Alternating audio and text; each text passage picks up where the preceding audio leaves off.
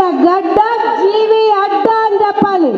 రాబోయే 45 రోజుల్లో పొద్దున్నుంచి సాయంత్రం వరకు ఇదే మాట చెప్పాలి. ఎక్కడికి వెళ్ళినా సరే బిడ్డ వినుకొండ గడ్డ జీవి అడ్డ, ఎవరు వస్తారో రండి. ఇది తెలుగుదేశం పార్టీ సైనికుల దమ్ము.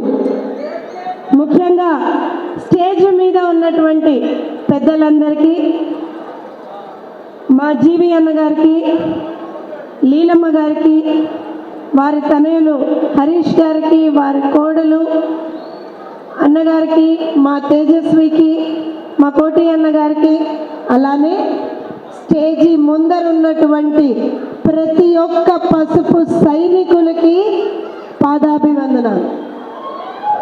ఎందుకంటే 5 సంవత్సరాలు గుర్తుపెట్టుకోండి, రాసి పెట్టుకోండి. ఎర్ర బుక్కులో ఎలా అయితే లోకేష్ గారు రాసి పెట్టుకున్నారో రాసి పెట్టుకోండి. 5 సంవత్సరాలు నరకం చూసాం, అరాచకం చూసాం, దాడులు చేయించుకున్నాం, అన్నీ చూసాం. కానీ రాబోయే రోజులు మనవి, పసుపు సైనికులవి, చంద్రబాబు నాయుడు గారి అభిమానులవి, చంద్రబాబు నాయుడు గారి సైనికులవి.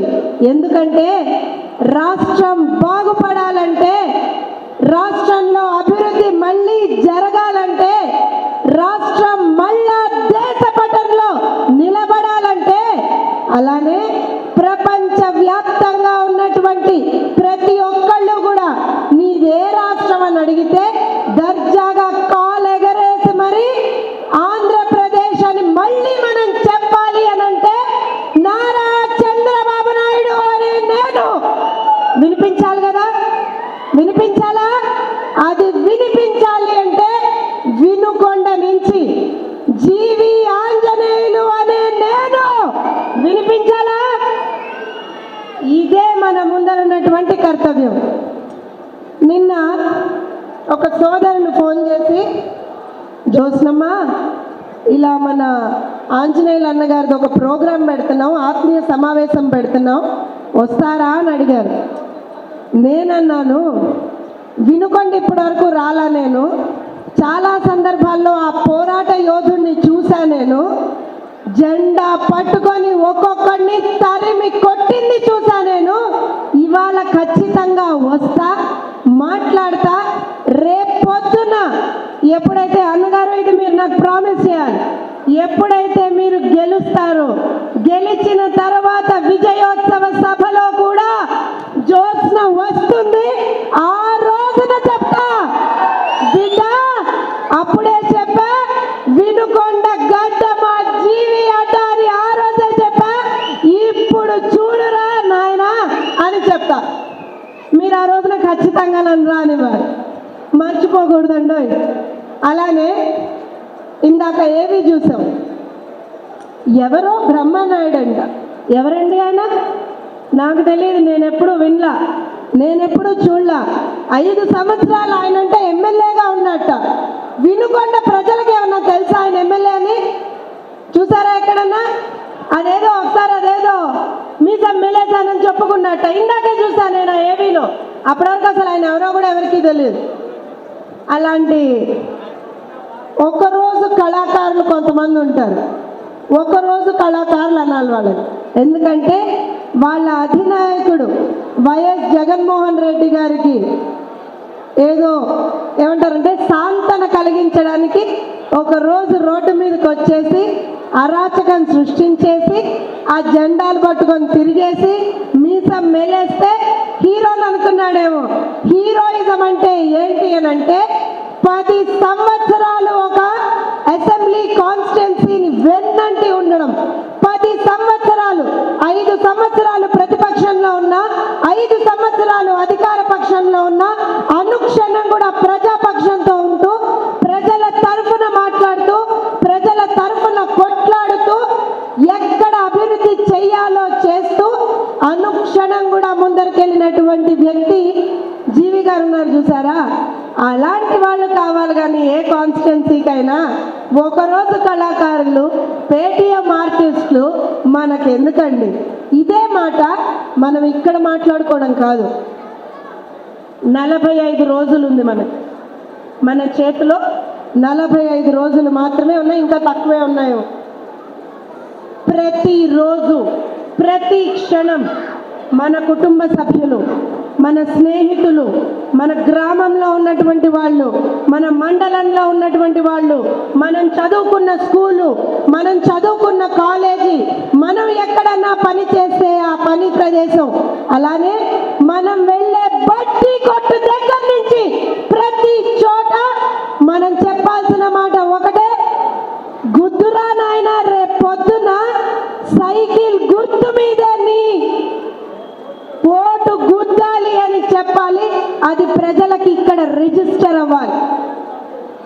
ఇందాక నేను వస్తుంటే ఒకళ్ళు చెప్తున్నారు, అమ్మ మీకు జీవి గారి గురించి తెలుసా అసలు అన్నారు. మొట్టమొదటిసారి జీవి ఆంజనేయులు గారి గురించి ఒక సందర్భంలో నేను తెలుసుకున్నా. అదేంటో చెప్తా. 2021 అనుకుంటా, స్థానిక సంస్థల ఎలక్షన్స్. నాకు తెలిసి చాలా చోట్ల మనం కంటెస్ట్ చేయలేకపోయాం. ప్రజాస్వామ్యబద్ధంగా అసలు ఎన్నికలు జరగల. అలాంటి ఎన్నికల్లో కూడా ఒక మండలంలో నిలబెట్టి, పల్నాడు జిల్లాలో నిలబెట్టి జెడ్పీటీసీని గెలిపించుకున్నటువంటి ఘనత జీవి ఆంజనేయులు గారిది. ఇవన్నీ ఎందుకు చెప్తున్నా అంటే మర్చిపోకూడదు. మనం 5 సంవత్సరాల్లో చేసింది మర్చిపోకూడదు. రాబోయే రోజుల్లో నేను ఇందాక చెప్పినట్టుగా ప్రతి ఒక్క పసుపు సైనికుడు పసుపు కండువా వేసుకోవడం, సార్ వచ్చినప్పుడు వెళ్ళడము, అన్నగారు వచ్చినప్పుడు వెళ్ళడము, నా తెలుగుదేశం, నేను తెలుగుదేశం కార్యకర్తని అని చెప్పడము కాదు. రేపు పొద్దున్న ఎలక్షన్లలో ఎప్పుడైతే ఓట్లు వేయాల్సినటువంటి తరుణంలో ఒక్కొక్కడి మైండ్ బ్లాక్ అయ్యేలా వినుకొండ నియోజకవర్గం నుంచి అత్యధిక మెజారిటీ తోటి జీవి ఆంజనేయులు గారిని గెలిపించుకోవాల్సినటువంటి బాధ్యత మన మీద ఉంది. బాధ్యత అని ఎందుకంటున్నా అంటే ఇలాంటి వారిని అసెంబ్లీకి పంపిస్తే ఏమన్నా ఉపయోగం, ఆ కాన్స్టిట్యున్సీకి ఏమన్నా జరుగుతుంది, రాష్ట్రానికి ఏమన్నా జరుగుతుంది, చంద్రబాబు నాయుడు గారి పేరు నిలబడుతుంది, మనందరం కూడా ఓ మంచి అభ్యర్థిని ఎన్నుకున్నాం అని చెప్పి గర్వంగా కాలు ఎగరేసుకొని చెప్పుకోవచ్చు. అంతే తప్పించి ఇక్కడికి వచ్చి నాకు అన్నగారి మీద అభిమానం ఉంది, చంద్రబాబు నాయుడు గారు అంటే అభిమానం ఉంది, కానీ ఓట్లు వేసేటప్పుడు ఆలోచిస్తాలే, ఓ 2 రోజులు సెలవులు వచ్చాయి కదా ఇంట్లో ఉంటాలే, లేకపోతే పుణ్యతీర్థాలకు వెళ్తాలే కాదు. ఎన్నికలకు ఒక 10 రోజుల ముందరే వినుకొండలోనే అందరం ఉండాలి. ప్రతి ఒక్క ఓటు వేయించాలి. ప్రతి ఒక్కళ్ళం కూడా జీవి అన్నగారి గెలుపులో భాగస్వామ్యులం అవ్వాలి. ఇందాక ఏవిలో చెప్పారు, గెలుపు తథ్యం ఎంత మెజారిటీ అన్నదే చూస్తున్నాం. కుప్పంలో 1,00,000 మెజారిటీ అంటున్నాం. కుప్పంలో 1,00,000 లక్ష్యంగా వెళ్తున్నాం. ఇక మీరు ఆలోచించుకోండి, వినుకొండని 2వ స్థానంలో పెడతారా లేదా?